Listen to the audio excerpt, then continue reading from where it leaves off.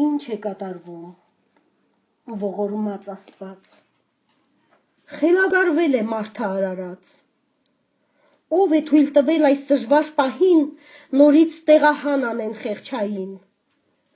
ով է իրավունք տվել տմարդին անզեն մարդու դեմ ելնել մեծ մարտի, ողորմած Աստված, օգնիր հայորդուն, մի թող խեղճային անտեր ու անտուն, փրկիր ոճիրից անսիրտ դիմակի, սարը գնդակի ու սուրդանակի, ախ շատ է արյուն թափել ազգը իմ, անցած ճամփեքին իր դժվարուհին, ու հիմա թողել տուն ու կացարան, հեռու ճամփին է փնտրում ապաստան, ոնց չհեռանա իր տուն ու տեղից, չէ որ մասնիկն է անցած հեղեղի, չէ որ դար առաջ մորն են սպոպել իր անմեղ որդուն խաչքար դնելիս, չէ որ փարվել են կնոջն ուշաթափ ամուսնուն առնոտ մի կերպ թաղելիս, ու անցած վերջքի բուժման փոխարեն խեղճային նորից տեղահան անեն,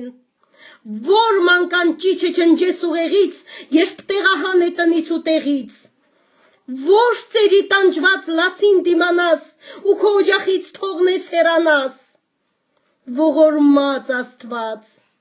ուժ տուր իմ ազգին, տուր հզորություն իր արդար բազգին, մի թող խելագար հեղեղն այս տարի կրկնի չարանենք ոճիրն այն դարի, գարշահոտ դիմակ, դու Աստծո անեծք, դիմակդ կյանքն է մի օր պատրելու,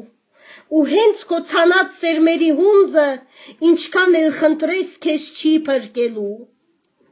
համբերեք որդիկ իմ հայաբոքի, աղոթեք մայրեր, հայեր աշխարի, ոչինչ չի մնա արտ անպատասխան,